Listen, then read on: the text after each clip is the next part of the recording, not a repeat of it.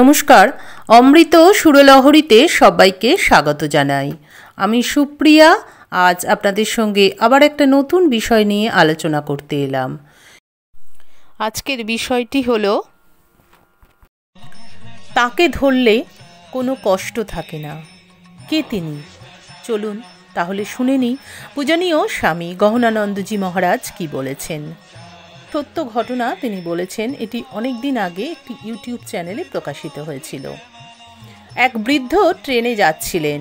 রাত্রে তার পকেট থেকে পার্সটি পড়ে যায়। পাশের এক সহযাত্রী তা কুড়িয়ে বৃদ্ধকে দেন। বৃদ্ধ তখন এই পার্সের একটি ইতিহাস জানালেন। যখন ছোট ছিলেন তখন তার বাবা তাকে দিয়েছিলেন। এতে ছিল ভগবান শ্রী রামকৃষ্ণের একটি ছবি।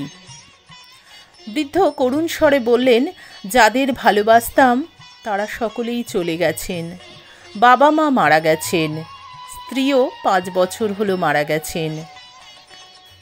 ছেলে স্ত্রী পুত্র নিয়ে অন্যত্র থাকে।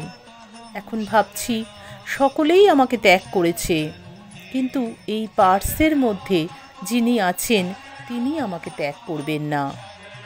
জীবনের প্রথমেই যদি তাকে ধরতাম, জীবনে এত কষ্ট পেতাম না। জীবনের প্রথমেই যদি তাকে ধরতে পারতাম, জীবনে এত কষ্ট পেতাম না। তাই আপনারা ছোট ছেলে মেয়েদের সামনে মহৎ আদর্শ তুলে ধরুন।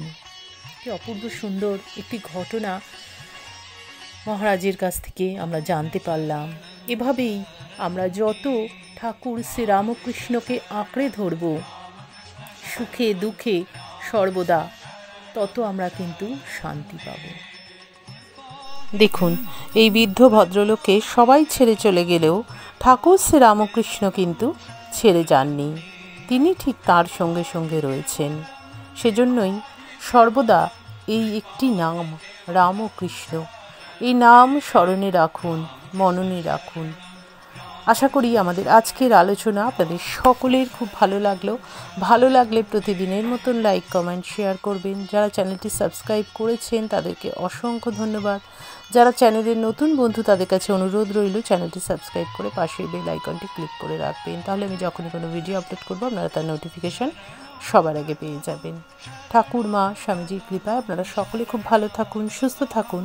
সকলের মঙ্গল হোক, সকলের ভালো হোক। ঠাকুর মায়ের চরণে এই প্রার্থনা করি যে আমরা যেন এইভাবেই তাদের স্মরণ মননে নিজেদেরকে ডুবিয়ে রাখতে পারি। আজকের মতন এখানেই বিদায় নেব। আবার আপনাদের সঙ্গে দেখা হবে আগামী ভিডিওতে। হরি ওম তৎসৎ। শ্রী রামকৃষ্ণ অর্পণমস্তু। জয় মা শারদেশ্বরী। জয় তু স্বামীজি মহারাজ।